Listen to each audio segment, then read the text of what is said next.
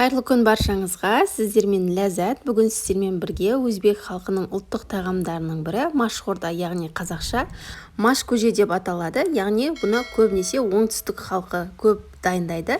Сіздерге де дайындауға кеңес беремін. Өте дәмді тағамдардың бірі.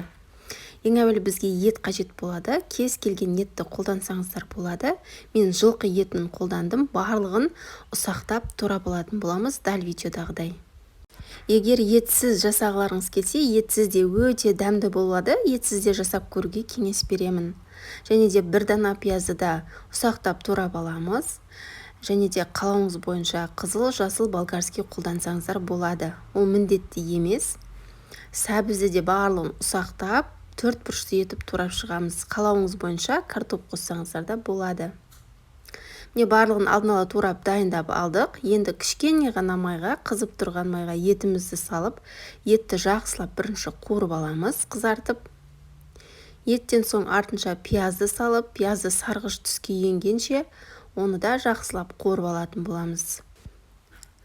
Барлығын кезек-кезек дәл осылай артынша қуырып, ең бастысы әдемілеп, қып-қызыл болып қуырылу қажет болады.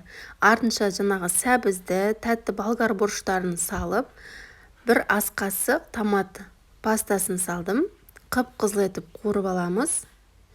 Қаншалықты сіздің қуырғаныңыз қып-қызыл өте әдемі болса, сорпаларыңыз да өте әдемі болып шығады. Енді артынша картопты салып, кішкене ғана қуырып алдым. Енді суын көптеу етіп құятын боламыз. Өйткені біздің маш көжеміз өте ұзақ қайнайды. Сол себепті суы азайып кетуі мүмкін. Міне бізде маш, бұл маштан бір кішкене кесемен өлшеп салдым. Арасындағы артық қажет емес заттарын алып, тазалап, суы таза болғанша 5-6 қайтара жуып аласыздар. Кез келген дүкендерден табуға болады. Енді жаңағы судың артынша машымызды саламыз. Суды қайнатпай, бірден машты саламын. Және де дәміне қарай тұз салып, бір араластырып жеріп, қақпағын жауып, қайнататын боламыз. Міне бізде бір қайнап шыққаннан кейін бетіне көбігі шығады.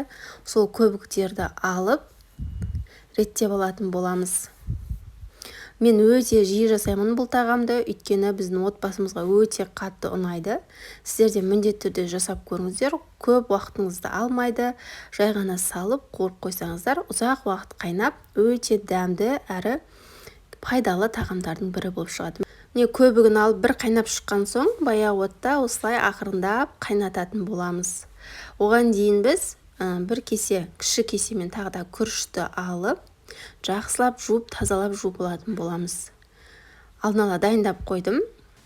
Менде осы сорпа 30-35 минут көлемде баяу отта қайнаттым. Өйткені қаншалықты баяу отта көп қайнаса, соншалықты сорпа дәмді болады. Міне машы жарылды. Осы машы жарылғанша қайнататын боламыз. Сол кезде күрішті саламыз. Міне сіздерге көрсету үшін жақындаттым. Енді осы машы жарылған соң артынша күрішті салып, тағы да баяу отта қайнататын боламыз. Қалауыңыз бойынша әртүрлі дәмдеуіштер қоссаңыздар болады. Мен осындай дәмдеуіш қостым. Тағы да баяу отта күрішіміз піскенше қайнатып аламыз. Міне біздің маш көжеміз дайын, өте дәмді, әрі адам ағзасына өте пайдалы. Міндетті түрде жасап көруге кеңес беремін. Енді тағамды құйып, отбасыңызға ұсынсаңыздар болады. Өте дәмді болып шығады. Қалауыңыз бойынша ас көктер салып жасауға да болады. Назарларыңызға үлкен рахмет достар. Егер видео пайдалы болса, лайк басып, төменге пікір қалдырып кетуді ұмытпаңыздар. Каналға да тіркеліп қойыңыздар. Баршаңызға ас болсын. Сіздермен болған ләззат.